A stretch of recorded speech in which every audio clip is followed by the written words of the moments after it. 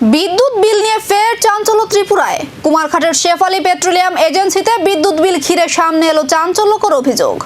পাম্পটির নির্ধারিত লোড মাত্র 8 কিলোওয়াট, অথচ এক মাসের বিদ্যুৎ বিলে ফিক্সড চার্জ দেখানো হয় 3,48,000 টাকা। পাম্প ম্যানেজার তাপসদের দাবি, স্মার্ট মিটার বসানোর আগে একই 8 কিলোওয়াট লোডের জন্য ফিক্সড চার্জ ছিল প্রায় 560 টাকা। স্মার্ট মিটার বসানোর পর সেই চার্জ দাঁড়ায় 1,600 টাকা।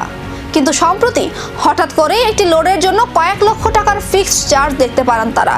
পাম্প কর্তৃপক্ষের দাবি, দপ্তরের রেকর্ডে 8 কিলোওয়াটের পরিবর্তে ভুলভাবে লোড 1,740 কিলোওয়াট হিসেবে নথিভুক্ত হওয়ার কারণেই এই অস্বাভাবিক বিল তৈরি হয়। বিষয়টি নজরে আসার পর আপত্তি জানানো হয়। এরপর দুদিনের মধ্যেই সংশোধিত বিলের মেসেজ আসে। 3,48,000 টাকার পরিবর্তে ফিক্সড চার্জ করা হয় 1,600 টাকা। অন্যদিকে বিষয়টি নিয়ে কুমারঘাট বিদ্যুৎ নিগমের সিনিয়র ম্যানেজার অনুপ কুমার বোসের সঙ্গে যোগাযোগ করা হলে তিনি মিটার রিডারের ভুলের কথা স্বীকার করেন। তার দাবি, বিষয়টি নজরে আসার পর বিল সংশোধন করে দেওয়া হয়েছে। পাশাপাশি এ ধরনের ভুল ইদানিং ঘটছে বলেও জানান তিনি।